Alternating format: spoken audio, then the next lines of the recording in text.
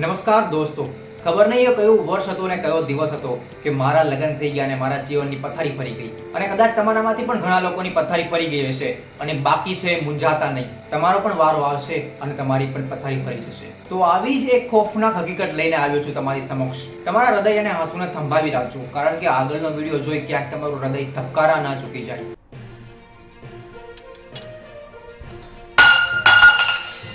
એક હાથમાં ગ્લાસ નથી રહેતો, એમ મોબાઈલ પકડવાનું કે તમને 24 કલાક મોબાઈલ પકડ્યા રાખશે, પણ હાથમાં ગ્લાસ નથી રહેતો. કેટલું આ હજી હું કામ કરું છું તોય તમને દેખાતું નથી તો ગ્લાસ પાડો. હવે આ પોતું કોણ મારશે? એક તો કામ કરાવવું નથી ને કામ એટલું વધારે રાખો છો. આ માણાની બાયું જો બધી ફરી આવી કુલ્લુ મનાલી ને અહીંયા અમે કામમાંથી ઊંચા નથી આવતા. આખો દિવસ કામ કામ ને કામ, અને એમાં પાછું કરાવવું નથી ને એટલું વધારે આવે છે.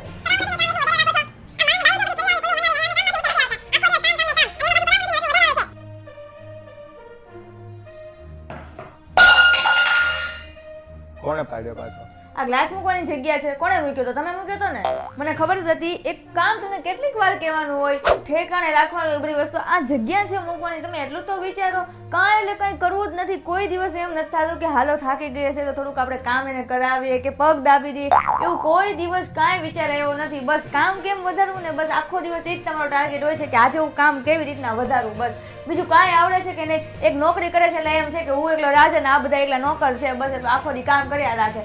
મારે હું તો કાંઈક કર્યા રાખું, બરાબર ને? બીજું કાંઈ આવડતું નથી. બસ આજ પછી જો ક્યાંય આડી વળી એકે વસ્તુ જોઈને તો તમને પાણી પીવાનું ભૂલવાડી દઉં. જો નો સમજે અમારી બાયું, નો સમજે એટલે કહેતો તો ધ્રુવભાઈ તમે મહેનત કરોમાં ખોટી.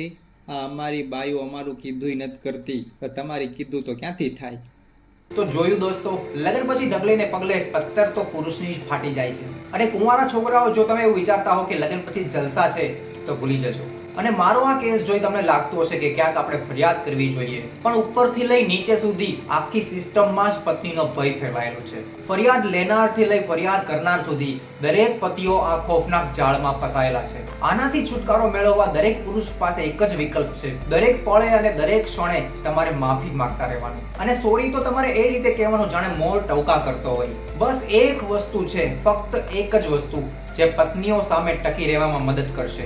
એક એવી વસ્તુ કે જેનાથી દરેક પતિઓને હિંમત મળશે. એક એવું વાક્ય કે જે બોલ્યા પછી દરેક પત્નીઓ પોતાના પતિને મેણાટોણા નહીં મારી શકે. એક એવું વાક્ય કે જે બોલ્યા પછી દરેક પતિને ડરવાની જરૂર નહીં પડે. હજી કચરા પોતા નથી કર્યા? ફટાફટ કચરા પોતા કરો ને. હવે તો સંડાસ ધોઈને આવજો. ના, પહેલા હું સંડાસ ધોઈશ પછી કચરા પોતા કરીશ. બસ આમ મારી જેમ ના પાડતા શીખી જાઓ અને જે કામ કરવા આપે એને પછી કરવાનું રાખો. ધન્યવાદ.